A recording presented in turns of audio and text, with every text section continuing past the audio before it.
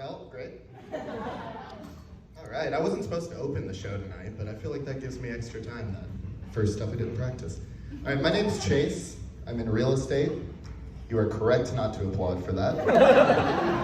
Not actually selling anything, I'm just in it. But as a realtor, we get a special list of perks, my favorite of those being trespassing. It's super convenient that I have an app on my phone that'll tell me if a vacant house, if a for sale house is vacant or not. I didn't give away a punchline, don't worry. So, let's say I want prime, Zilker neighborhood parking for ACL, boom, park in someone's driveway. Let's say I need to, I'm on a walk and I need to, use a bathroom, just walk into someone's house. So a few weeks ago, I'm driving home from a meeting in standard Austin traffic, and I felt one of those grumblings in my stomach that, you know what I'm talking about.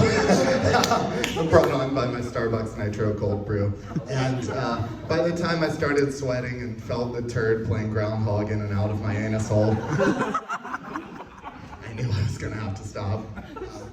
So rather than being a normal person, I check on my phone for the closest vacant house. I park in front of it, double check to it's vacant. Got my key through the electronic lockbox, made a beeline for the master bathroom. Made it in time, everything was fine, until I reached for the toilet paper. And unfortunately the house was vacant, so there was none. It wasn't even a toilet paper holder, it was literally just a wall.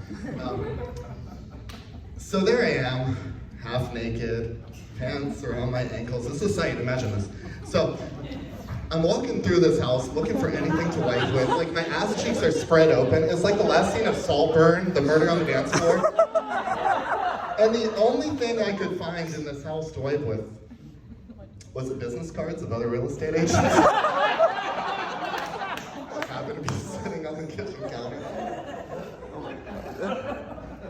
So there in this master bathroom, we have the image of my dump covered in ripped up pieces of 50-year-old women. And I thought everything was fine again, but this was the dead of winter. And what do you do when your house is vacant? You turn off the water. So then I'm left there on the bowl, swinging my legs, wondering what I'm gonna do now. And the answer was, I left. Well, this house was very charming and should have been sold by now. It's been on the market 100 days. For anyone who knows anything about real estate, that means it's probably only getting about one showing a week. So, yeah, the worst part was I checked in through the electronic lockbox, and the listing agent has my info.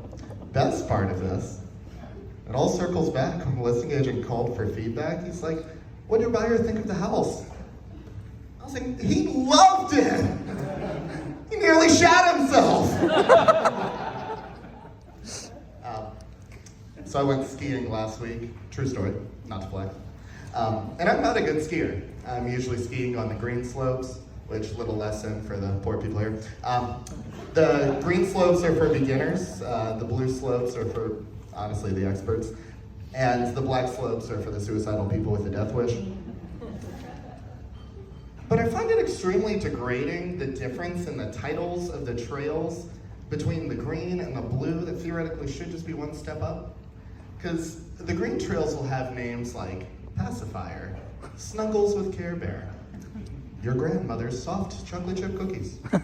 Then the blue slopes have names like Dislocated Shoulder, R. Kelly's Closet, Michael Jackson's Other Hand Without the Glove on it. Nearly hit a tree reading these signs.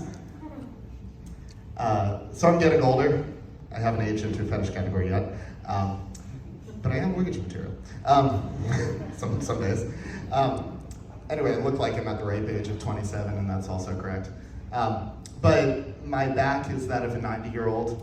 I finally understand those old people that are like awaiting the sweet release of death because their back just hurts so bad. I feel like I'm beyond that of chiropractic.